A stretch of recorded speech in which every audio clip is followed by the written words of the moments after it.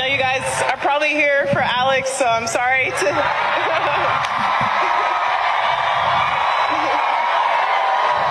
I'm sorry to...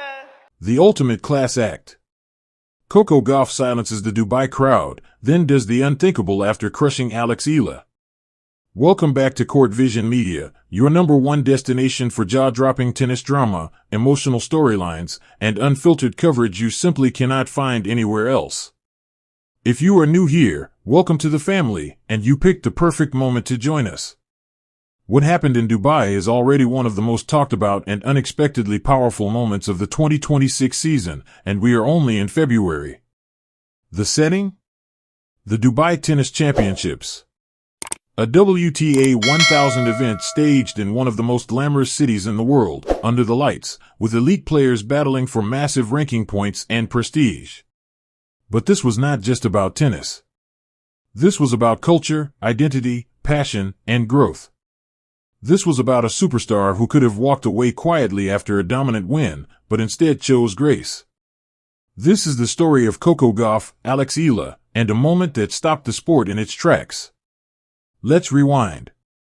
Coco Gauff entered this quarterfinal as world number 4, a 2-time Grand Slam champion, and one of the most recognizable athletes on the planet. At just 21 years old, she carries herself with remarkable composure. But she did not arrive in this match untouched. In the previous round against Elise Mertens, Gauff had stared down 3 match points. 3 times she was 1 point away from elimination. 3 times she refused to go quietly. She clawed back and survived through pure willpower. That battle raised questions.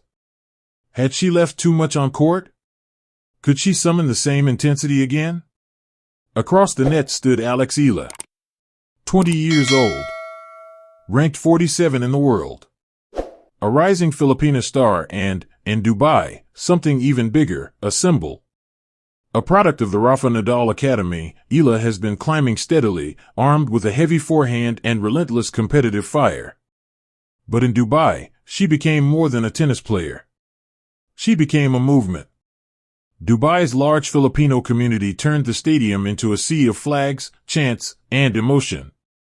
Every one of Eala's earlier wins, over Hailey Baptiste, Jasmine Paolini, and Serena Sursti, had intensified the atmosphere. The noise was electric. It felt less like a tennis match and more like a national event. So when Gauff and Eala collided in the quarterfinals, the stage was set. On paper, Gauff was the overwhelming favorite. But tennis is not played on paper.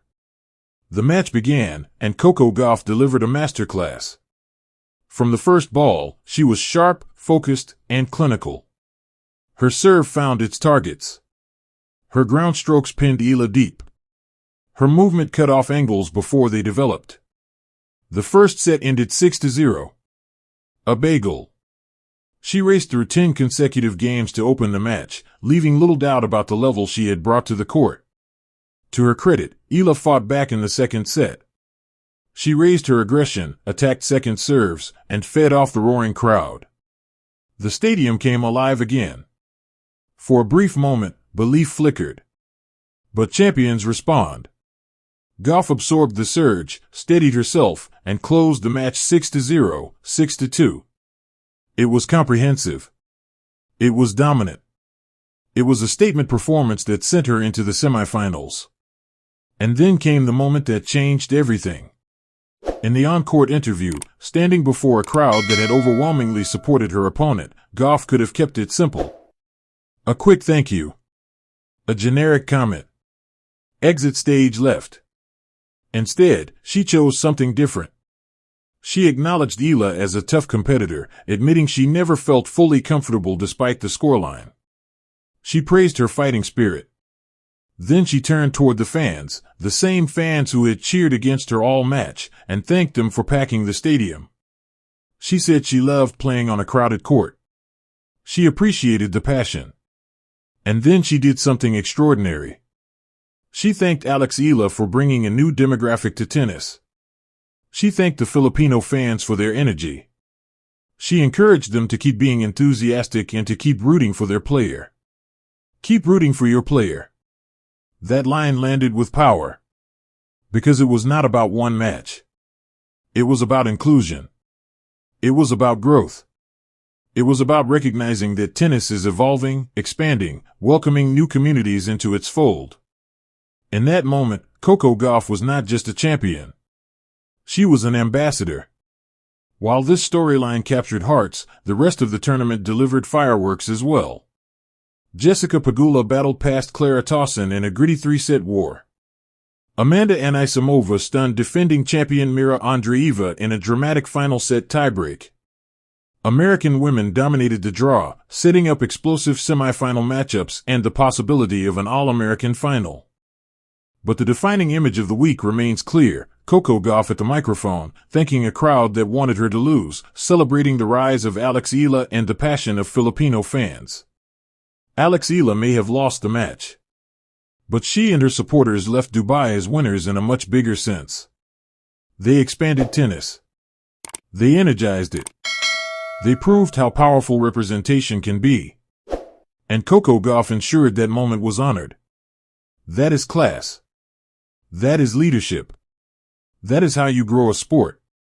The Dubai Tennis Championships are far from over, and we will be here breaking down every serve, every upset, and every dramatic twist. But before you go, let us know your thoughts. Who wins the title from here? Gauff? Anisimova? Pegula? Drop your predictions in the comments. We read every single one. If this story moved you, if it reminded you why you love this sport, smash that like button right now and subscribe to Court Vision Media so you never miss the next unforgettable moment.